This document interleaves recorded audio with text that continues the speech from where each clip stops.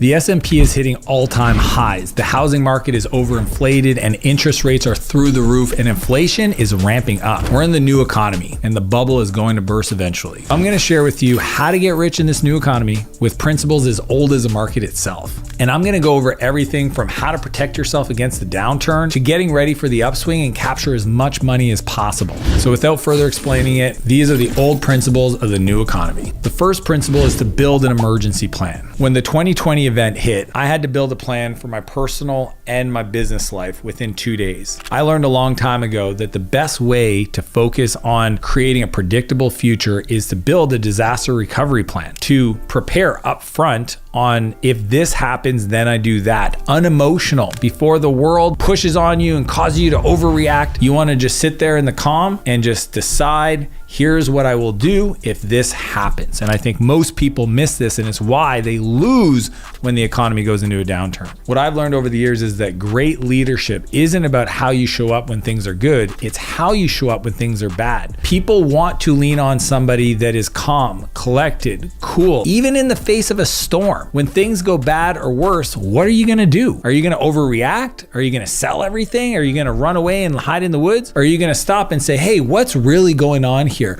Where's the wind blowing right now? Because I learned a long time ago from one of my mentors, this guy named Jim Rohn, who I studied in my car, university style. It's not the direction of the storm, it's how you set your sail. In the storm, everything's going on around you. It's chaotic. I want to set my sail to take advantage of that wind so I can create forward movement. I had friends in the downturn take their whole business and pivot it into a medical company. I had people that took all the resources and the assets and the knowledge they knew and restructured it into something that could take advantage of the way the world was moving. So the key is to have a plan for each phases and each threshold. For example, if all of a sudden your profit goes to half, then you lay off 25% of your team. If then the next stage is one of your large customers fire you and you lose 30% of your business, then you lay off another 25% of your staff. You want to decide how you're going to respond unemotionally when the threshold is met for each phase of reaction, because you want to be proactive, you don't want to be reactive. Which brings us to principle number 2, which is to cut cost. You know, several times in my entrepreneurial journey, we've been on a tear upwards and all of a sudden hit a ceiling or a wall, and then we have to readjust. It's almost like the entrepreneurial journey is an expansion, contraction, expansion, contraction. It's 2 steps forward, 1 step back, and layoffs is part of it. As an example, I remember I was building this company, Flowtown. One day we wake up and there's a change in an API that had no fault to us that caused our whole product to stop working. Imagine you build a business on top of all these different data points and you find out that one of them is no longer going to be provided to you, so you can't actually deliver the thing that customers have been paying for. We went from doing almost $200,000 a month to zero almost overnight. So we had to lay people off, but we also knew that we had potential to build something different, knowing what we knew now, and we didn't want to tarnish the culture. We didn't want to hurt the culture. We didn't want it to stop us from having the team. I mean, we spent all this time building this team. So what we did is we decided to do a layoff, but we were very strategic. We wanted to really assess all the people, all the roles, all of our expenses, and cut off any of the fat without nicking the bone. See, that's the key when we're doing layoffs, is that you want to remove anything that's unnecessary, but not to the point where you demoralize your whole team and cause all of them to start looking for other jobs. Because if you want to talk about dealing with an issue, losing your customers, one, losing your team that could give you a fighting chance to rebuild it, that's a completely different game. So step 1 is to print off all of your expenses. Then I want you to highlight in green everything that is necessary. We're talking like your food, your rent, your mortgage, your transportation, your debt. But I mean, some of the stuff, even mortgage, you got to ask yourself, do I still need that office space or can I let that go? So only keep the things that are green that are absolutely necessary. Then highlight in yellow everything that is a need. Gym membership is a need. I think it's very important, but it may not be a necessary. Medical type stuff, clothes, shoes, like whatever is your expenses that are more needs, not necessary to live. Then highlight in red everything that are nice to have. This is everything from entertainment, eating out, travel expenses, gifts for other people, and that'll give you at least the roadmap for what you need to do next. Step 2 is plan the cuts. I want you to take all your expenses for the year, and then you have total amount of cost, then divide it by 12 so you know what your monthly costs are per month. Then you take everything you've highlighted, all the red and yellow items, and that's when you start planning the cuts. You figure out who you're going to call, in what order. You're going to schedule things. You're going to maybe do some layoffs. You're going to call some vendors. You're going to renegotiate your credit card bills. You're going to do everything. But the key is don't be emotional. I know that it sucks and that it's tough, but I want you to know this from somebody who's done this dozens of times. It is required to be successful. There's no pride in holding on to inflated expenses when the business is not able to support it, to have your whole life implode on itself because you weren't able to weather the storm. When people are able to make the tough decisions, even though it's not popular, that's when you actually develop your leadership skills. Which brings us to principle 3, which is to audit your financials. See, a lot of people say that they manage their money, but they actually don't know what's going on with their money. I get a daily report every day. It's called daily cash reports for all my companies, including my personal, including my holdings, including all my active companies, that tracks how we're doing from a cash point of view. Now, anybody that knows finances also can say that's probably not the best way to manage the success of a business, but what it does for me is it creates rhythms. It allows me to look at different levels,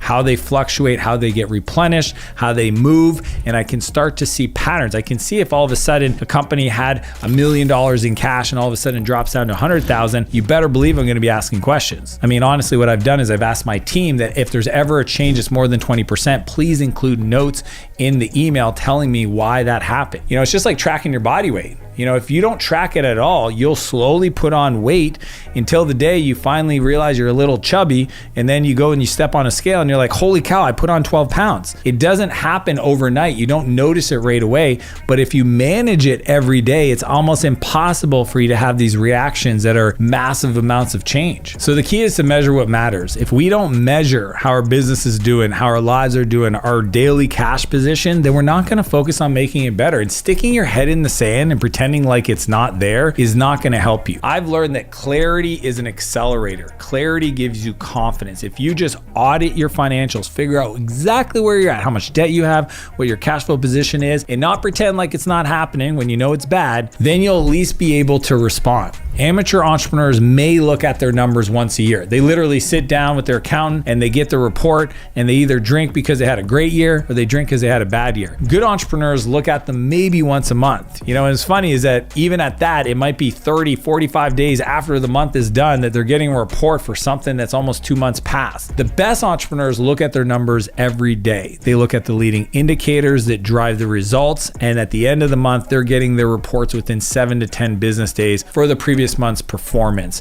They are maniacal. You can't manage what you don't measure, and you have to be on it frequently. The way to make sure that you track those leading indicators is to implement a scorecard. So within all my companies, there's a scorecard that every leader has to report into that shows the leading indicators into their progress. So there's a plan and there's an actual. There's this is what I said I would do, and this is how we're showing up. So that way there's a red, green, yellow for each leader to know if they're on track to hit their numbers, which supports the bigger goal of the business. If you do this, then it doesn't matter how big your company is, everybody will know where they stand on their ability to perform. Which brings us to principle 4, which is to become a necessity. The other day I had a friend and I hadn't seen him in a while, and asked him how life was doing. He said he'd just gotten laid off. And it was interesting because he was kind of confused. He didn't know why he got laid off. And I was like, how are you making the company money? He goes, what do you mean? I said, well, how did your work make the company money? And he couldn't answer the question. See, I think a lot of people go to work every day and they don't correlate their activity to how it makes their business money. I think a lot of people have team members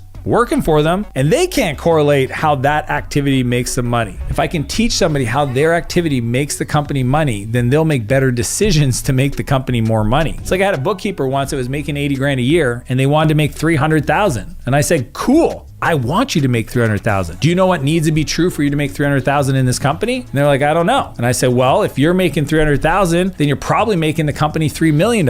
And they were like, oh, well, how would I do that? I said, well, you tell me. They're, well, I don't know. And I said, well, that's the problem we need to solve for you to make 300,000 a year, because I want you to, but it also means you got to create value. So for example, do you think a person that's creating $3 million a year in value is got a team that they're leading? They go, yeah. I said, cool. And I go, do you like leading people? And they were like, Not really. And I go, well, that's going to be a challenge for you. So you got to decide, where do you want your career to go? And once you understand how your work or how people make you money, then everything gets a lot easier. So whether it's at your job or at your business, the key is it doesn't matter if you're the CEO and it's your company or you work on a team, you want to become a necessity to your team. You want to invest in yourself to a level to become so good that people would feel sad if you weren't on the team. It means that you're the kind of person that solves big problems fast, you're reliable, and it doesn't matter how crazy the world downturns. Trust me, it doesn't matter how sharp the axe gets for making cuts. If you're the kind of person that everybody points to as somebody as an example that creates massive amounts of value for a team, they're gonna wanna keep you around. And that's how you become immune to the external world that's happening, because you become so valuable that people would never consider cutting you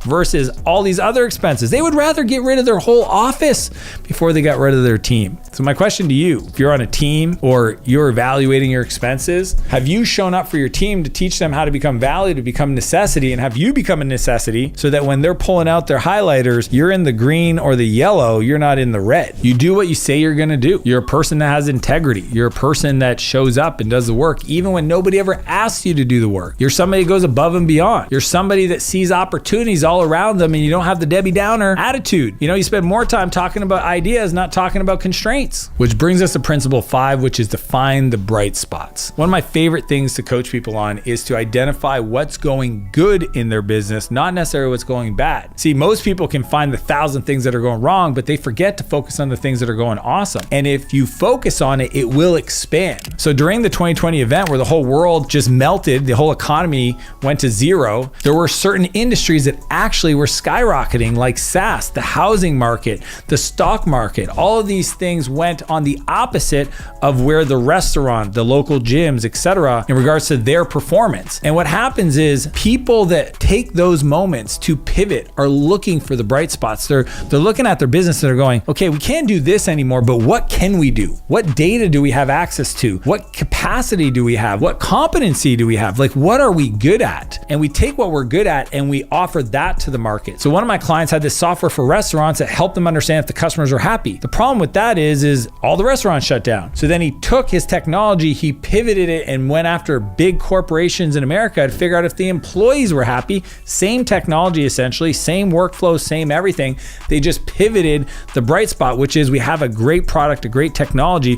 We were just using it in the wrong way. When you identify the opportunities in your business and you focus on what's working and double down on those things, those will expand. If you focus on what's not going good, trust me, you're gonna bring more of that into your life versus finding those moments, that information that's crushing and putting all your resources into that so that you can get more. It's bananas what can happen. You've got to find what's working and double down. Attention goes where energy flows. If you focus your energy on something, you bring that attention, it's gonna get better. And most people don't invest in the opportunities that have a unique advantage in because they just don't think it's that impressive. They don't realize that what they do is actually tip of the spear, top of the mountain for what they're doing in their industry.